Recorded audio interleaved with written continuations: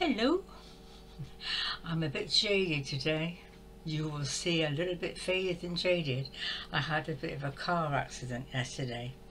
Not actually driving, but doing nothing really. I'm going to check that video as well. Oh yes. So, I'm a bit wounded and a bit quiet, but I just felt I had to do the video. You know me. I get a compulsion come over me. I'm going to show you my wounds. Look at my arm. See that arm? That's almost black from front to back. The right leg is almost much the same. What happened was, and it's a very strange thing happened, I didn't really feel like going out. I was a bit unwell, but I had to get bread.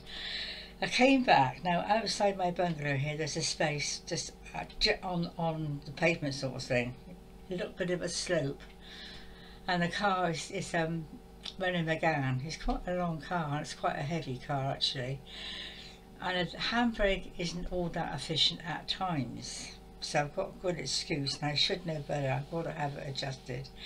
So I could come back from being in town, go straight up the other slope outside my back door. It's very front door, very easy.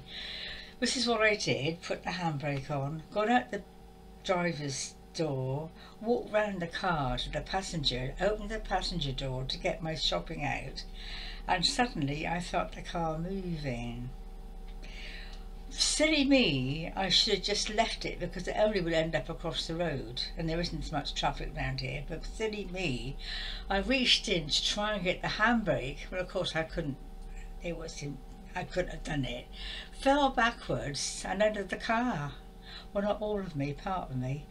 And the front wheel, just thinking about it, I keep having nightmares. The front wheel was rolling back up my leg.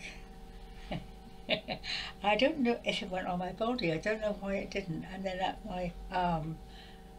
I was screaming. I could feel it happening. I thought I couldn't do nothing about this. I was screaming for someone to help me to stop the car. Well, of course nobody could have stopped it, and I just had to lie there and surrender. I've never felt so out of control in all my life because I could see the wheels. I mean, you know, it's quite a big car, quite a heavy car, and it was just slowly coming out of my leg.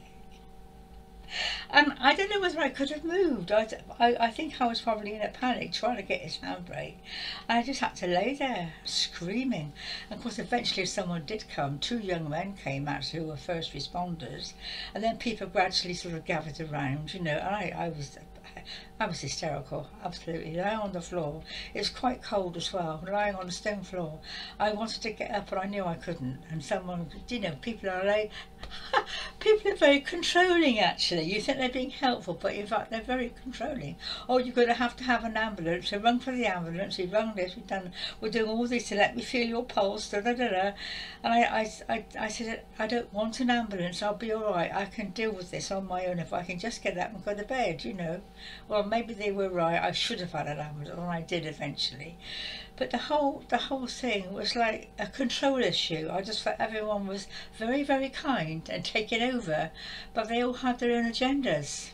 Anyway, eventually, I don't know how long it was, a very kind face appeared. It was a delivery man called Carl. He's sweet. He's a delivery man for Amazon, and he apparently used to be a fireman. Well, he is a fireman still.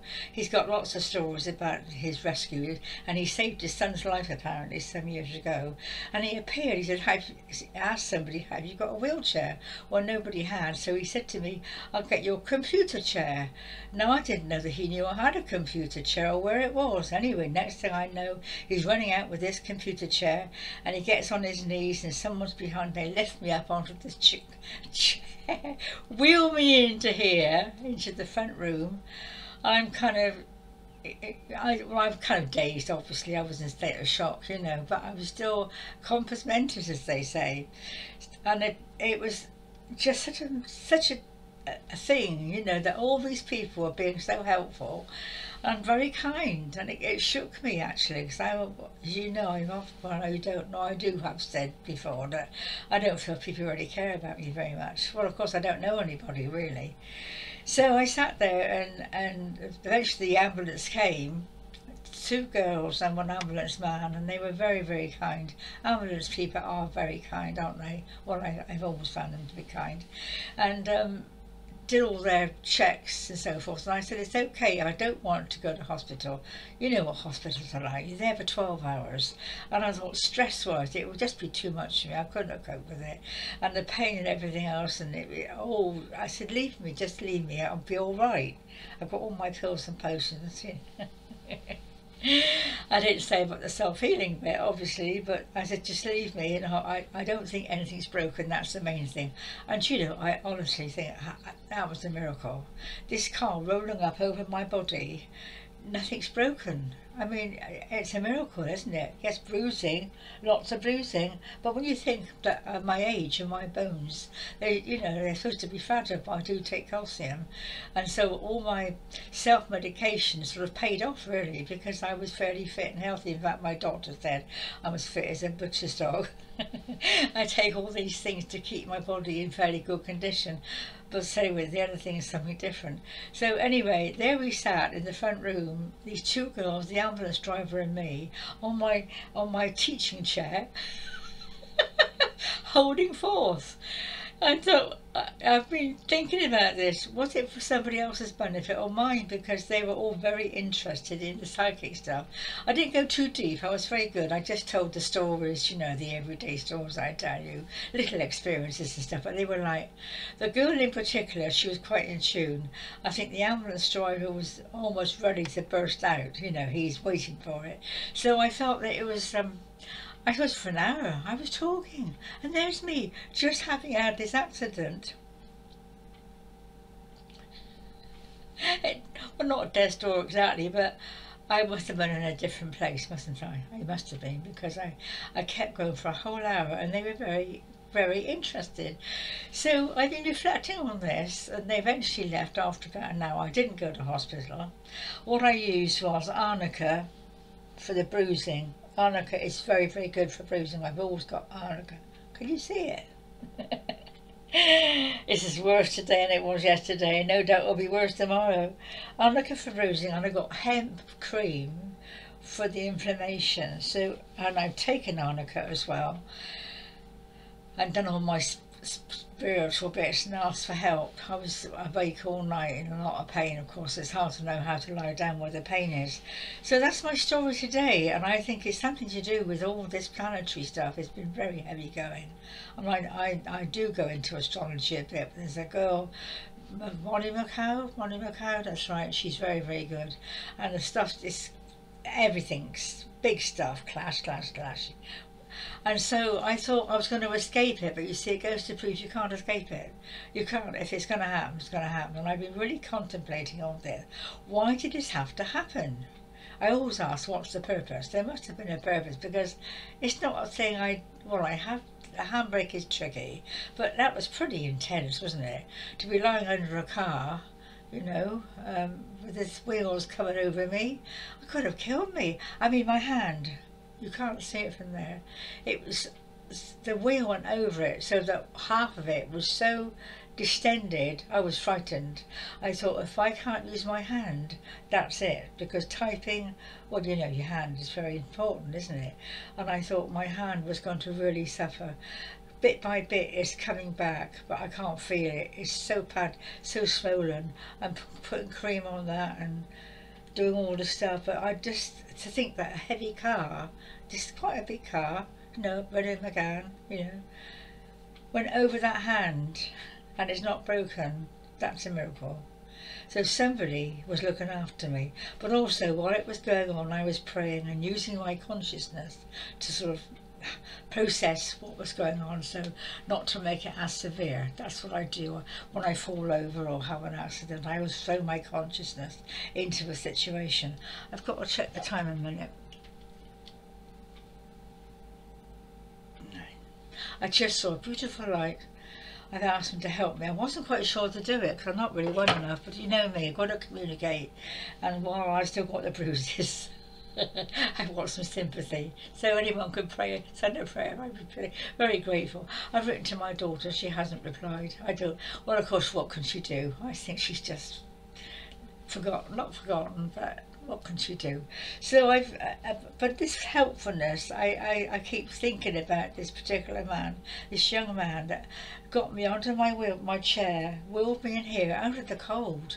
I mean, if I'd been laying on that ground, that cold ground much longer, to the ambulance, they take ages, don't they? So he got me in here, and I think how kind. How very kind. And there's a neighbour opposite. I don't really know him that well, but he has cut my grass. This is the chap who's cut the grass.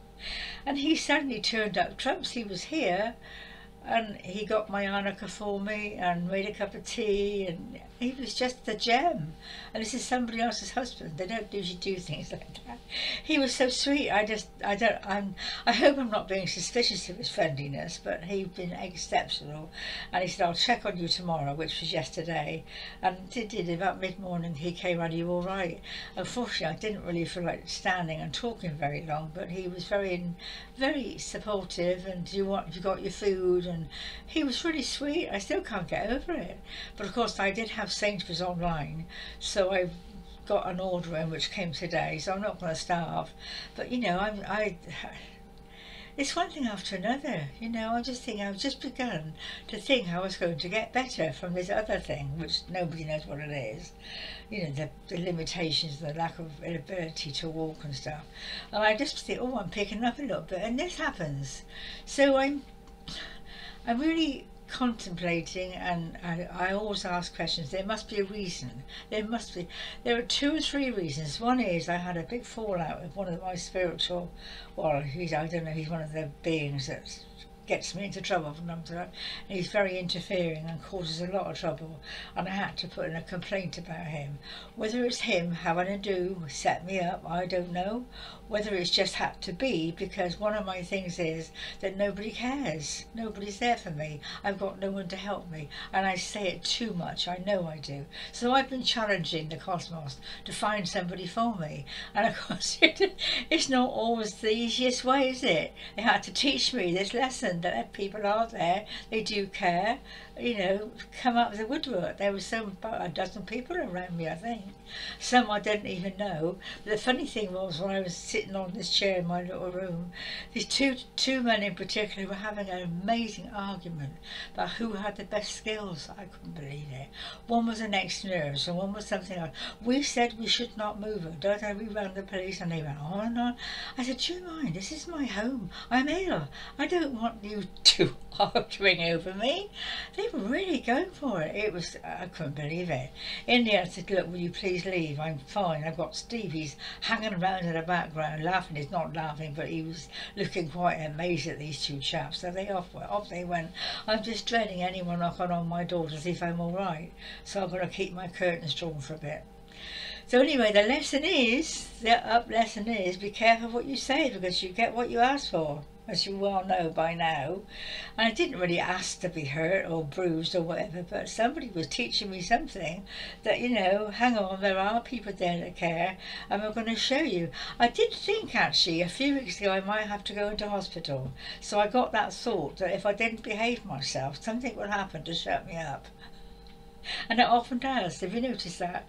If you go down the wrong road for too long, something comes along to shut you up, puts you into hospital, or makes you ill, or you have an upset. So it was due. So I guess no matter who caused it or what the reason, I had to have that very, very powerful lesson that people do care. And it's actually it has kind of shocked me, but that's the moral, I think. Anyway, my darlings, there we go. Lesson for the day. Oh Lord, now I've got something for tea.